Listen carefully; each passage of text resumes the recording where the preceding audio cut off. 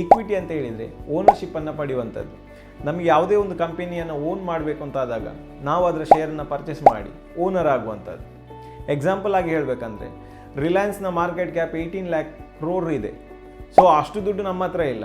ಆದರೆ ಒಂದು ಶೇರ್ 2500 ಆಸ್ಪಾಸಲ್ಲಿದೆ, ಅದನ್ನು ನಾವು ಪರ್ಚೇಸ್ ಮಾಡಿ ನಾವು ಅದರ ಓನರ್ ಆಗ್ಬೋದು.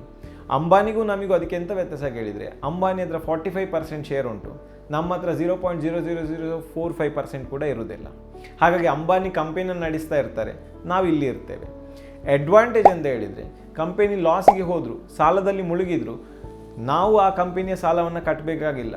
ಅಫ್ಕೋರ್ಸ್ ನಮ್ಮ ಹಣ ಲಾಸ್ ಆಗ್ಬೋದು ಅದರ ಶೇರ್ ಪ್ರೈಸ್ ಕಮ್ಮಿಯಾಗಿ. ಇದರ ಮೇಯ್ನ್ ಅಡ್ವಾಂಟೇಜ್ ಅಂತ ಹೇಳಿದರೆ ಕಂಪನಿಯ ಗ್ರೋತಲ್ಲಿ ಪಾರ್ಟಿಸಿಪೇಟ್ ಮಾಡ್ಬೋದು. ಕಂಪನಿ ಒಳ್ಳೆ ಪರ್ಫಾರ್ಮೆನ್ಸ್ ಮಾಡಿದಾಗ ಕಂಪನಿಯ ಶೇರ್ಸ್ಗಳಿಗೆ ಡಿಮಾಂಡ್ ಜಾಸ್ತಿ ಆಗ್ತದೆ, ನಮ್ಮ ಇನ್ವೆಸ್ಟ್ಮೆಂಟ್ ವ್ಯಾಲ್ಯೂ ಜಾಸ್ತಿ ಆಗ್ತದೆ. ಎರಡನೇ ಅಡ್ವಾಂಟೇಜ್ ಅಂತ ಹೇಳಿದರೆ ಕಂಪನೀಸ್ಗಳು ಡಿವಿಡೆಂಡನ್ನು ಅನೌನ್ಸ್ ಮಾಡ್ತಾರೆ. ಅನೌನ್ಸ್ ಮಾಡಿದಾಗ ನಮಗೆ ಡಿವಿಡೆಂಡ್ ಬರ್ತದೆ. ಇನಿಷಿಯಲ್ ಡೇಸಲ್ಲಿ ಡಿವಿಡೆಂಡ್ ಇನ್ಕಮ್ ಕಮ್ಮಿ ಇರ್ಬೋದು, ಆದರೆ ಲಾಂಗ್ ರನ್ನಲ್ಲಿ ಪೋರ್ಟ್ಫೋಲಿಯೋ ಬಿಲ್ಡ್ ಮಾಡಿದ ನಂತರ ಒಳ್ಳೆ ಡಿವಿಡೆಂಡ್ಸ್ ಬರ್ತದೆ.